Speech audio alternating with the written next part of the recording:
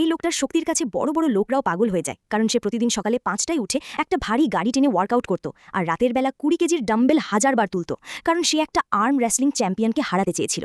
সেই চ্যাম্পিয়নটা অনেকই শক্তিশালী ছিল, সেই শত শত খেলোয়াড়ের কবজি ভেঙে ফেলেছে, এটাই ছিল তার বিশেষত্ব।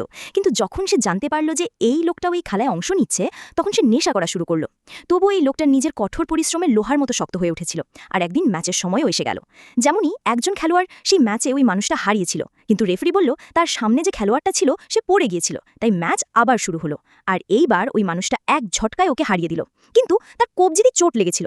দ্বিতীয় ম্যাচটা আমেরিকার এক বিখ্যাত খেলোয়াড়ের সঙ্গে হলো, কিন্তু তার শক্তির সামনে আমেরিকার খেলোয়াড় কয়েক সেকেন্ডের মধ্যেই হার মানল। কিন্তু এটা তো ছিল কেবল শুরু, আসল খেলা এখনও বাকি ছিল। কিন্তু তার হাতের ব্যথা ক্রমেই বেড়ে যাচ্ছিল। তার ম্যানেজার ম্যাচ না খেলার কথা বলল, কিন্তু ওই মানুষটা বলল আমি খেলব। এবার সে আর পিছিয়ে যেতে চাইছিল না। এখন সেমিফাইনালের সময় এলো, যেখানে ওর মোকাবিলে একটা এমন খেলোয়াড়ের সঙ্গে হলো যে ধারাবাহিকভাবে 4টা ম্যাচ জিতেছিল।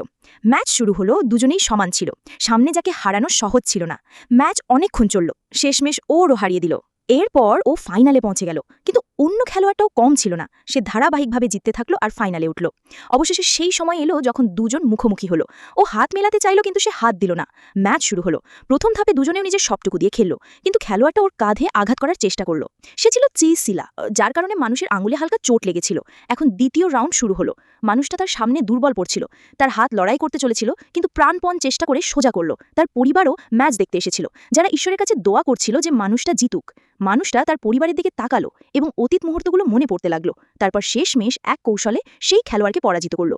মানুষটা যা ভেবেছিল তাই করে দেখালো। সে একজন সিকিউরিটি গার্ডের কাজ করত, কিন্তু এখন